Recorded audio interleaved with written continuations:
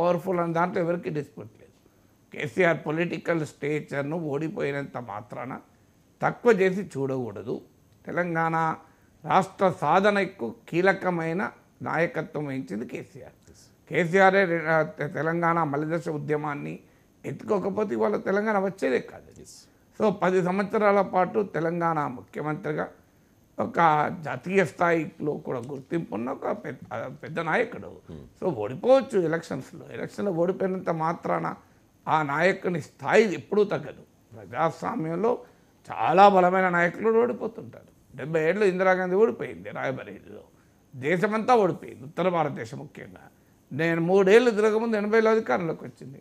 అందువల్ల ఓడిపోయినంత మాత్రాన ఒక పార్టీని కానీ ఒక నాయకుని కానీ తిరస్కార భావంతో చూసేటువంటి రాజకీయ సంస్కృతి అప్రజాస్వామికమైంది, అన్రియలిస్టిక్ కూడా.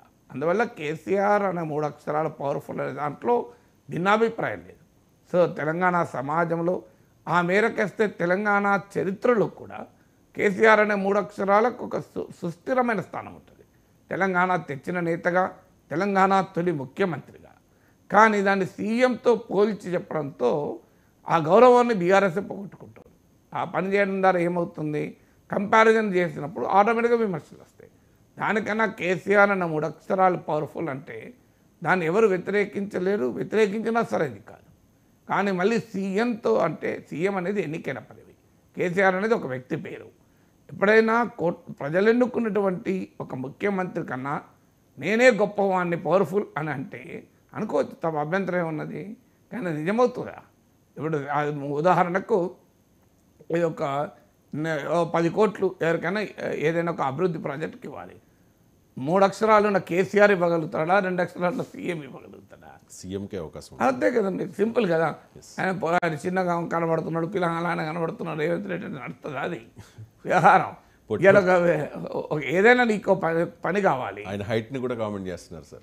అది అంతకన్నా అరాచకత్వం ఏముంటుంది? లాల్ బహదూర్ శాస్త్రి కూడా మరి హైట్ తక్కువనే కదా సార్. అదే మీరు అది స్థాయి తగ్గించుకొని మాట్లాడుకోవడం, హైట్తో సంబంధం ఏంది? సో అంత హైట్ వెయిట్ కాదు కదా నిర్ణయించేది ప్రజల్లో ఉండే బలము, సమర్థత. మనకు హుందాతనం రాజకీయాలు ఉండాలి. నీకు నచ్చని వ్యక్తి ముఖ్యమంత్రి స్థానంలో కూర్చున్నా ఆ హుందాతనం అనేది ఎందుకు ఉండాలంటే అది వ్యక్తిగత సంస్కారమే కాదు, ప్రజాస్వామిక స్ఫూర్తి. నేను ప్రజలు ఎన్నుకున్నటువంటి నాయకుడు నీకు నచ్చినా నచ్చకపోయినా మనం గౌరవం ఇవ్వాలి. అదే ప్రజలు ఎన్నుకున్న నాయకుడు కనుక నేను కూడా ప్రజల పట్ల గౌరవం నీకు ఉంటే, ప్రజల పట్ల నా గౌరవం లేదు అంటే ఇబ్బంది లేదు. సో ప్రజలు ఎన్నుకున్నటువంటి నాయకుడికి ఎప్పుడు కూడా గౌరవం ఇవ్వాలి. ఆ వ్యక్తి సైద్ధాంతికంగా వ్యతిరేకించవచ్చు, రాజకీయంగా వ్యతిరేకించవచ్చు, ఈవెన్ పర్సనల్గా కూడా వ్యతిరేకించవచ్చు. అది నీకు ప్రజాస్వామ్యంలో ఎప్పుడు స్వేచ్ఛ ఉంటుంది. ప్రజాస్వామ్యంలో స్వేచ్ఛ లేదా? ఆ స్వేచ్ఛ ఎప్పుడైనా ఉంటుంది. ఇప్పుడు ఇంకెక్కువనే ఉంది కదా, సెక్రటరీ కూడా ఎవరైనా పోవచ్చు, సో లోపలికి వెళ్ళిపోవచ్చు కదా ఇప్పుడు. సో ఇదివరకన్నా కంపారిటివ్లీ స్వేచ్ఛ ఎక్కువనే ఉంది కదా. సో అందువల్ల ఆ విమర్శలు చేయకూడదని అనడం లేదు. కానీ ఎప్పుడు కూడా సంస్కారాన్ని అనే పరిధులు దాటి వ్యక్తుల ఆరోగ్యం పైన, వ్యక్తుల హైట్ పైన, వెయిట్ పైన, వీటిపైన వ్యక్తిగతమైన అంశాలపైన కామెంట్ చేయడం, ఈవెన్ కుటుంబాల పైన కూడా. ఇది నేను ఇవ్వాల కాదు మీకు. మోడీ కుటుంబం పైన చంద్రబాబు ప్రస్తావన తీసి ధర్మ పోరాట దీక్షల పేరిట మాట్లాడినప్పుడు కూడా తప్పు పట్టాను. ఇది సరైనది కాదు. సోనియా గాంధీ పైన బీజేపీ నేతలు రాజీవ్ విడో అంటూ సంబోధించిన రోజు కూడా నేను తప్పు పట్టాను. ఈ సంస్కారం అనిపించుకోదు అని. అందువల్ల ఎవరు ఈవెన్ జగన్మోహన్ రెడ్డి సైకో అనడానికి కూడా నేను అంగీకరించాను. సో అందువల్ల ఎవరు చంద్రబాబు, పవన్ కళ్యాణ్ జగన్ దత్తపుత్రుడు అనేది రాజకీయమైన విమర్శ. దత్తపుత్రుడు అనేది అట్లాంటి జగన్ అంటలేరు పవన్ కళ్యాణ్. కానీ దత్తపుత్రుడు అంటే ఏంటి, రాజకీయంగా నువ్వు దత్త తీసుకున్నావు అంటే పెళ్ళాల విషయం, ఆ పిల్లల విషయం చాలా తప్పది, అది చాలా తప్పది. పవన్ కళ్యాణ్ పిల్లల విషయం ప్రస్తావించడం కానీ, చంద్రబాబు ఫ్యామిలీ గురించి అసెంబ్లీలో వ్యాఖ్యానించడం కానీ, ఈవెన్ ముఖ్యమంత్రి సతీమణి గురించి వీళ్ళు మాట్లాడడం కానీ ఇదేం రాజకీయం అండి? చంద్రబాబు ఆరోగ్యం గురించి అంటే మీకు చంద్రబాబు ఆరోగ్యం గురించి మీకేం ప్రజల సమస్యలకు సంబంధం లేదు. అది ప్రజల సమస్యల పైన పోరాడే చాతకానప్పుడు, ప్రజల్ని సమీకరించే చాతకానప్పుడు, ప్రజల సమస్యలు అర్థం కానప్పుడు ఇలాంటి మాటలన్నీ మాట్లాడతారు. ప్రజల సమస్యలు అర్థం ఉంటే సమయం ఉండదు కదా.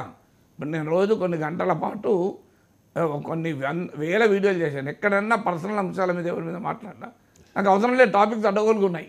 టాపిక్ లేనోడు చేసే పని ఇదంతా. సో విశ్లేషణ టాపిక్ లేనివాడు ఏం చేస్తాడు, వ్యక్తిగతమైన విషయాలు మాట్లాడతాడు. రాజకీయ నాయకుడు అంతే కదా. అందువల్ల CM is CM, KCR is KCR. Yes sir. ఈ రెండు ఆరెంజెస్ అండ్ యాపిల్స్ కంపేర్ చేయాల్సిన అవసరమే లేదు. సీఎం సార్ 10 ఏళ్ల పాటు తెలంగాణ ముఖ్యమంత్రిగా ఉన్న కేసీఆర్ అంటే నెల అయింది అయినా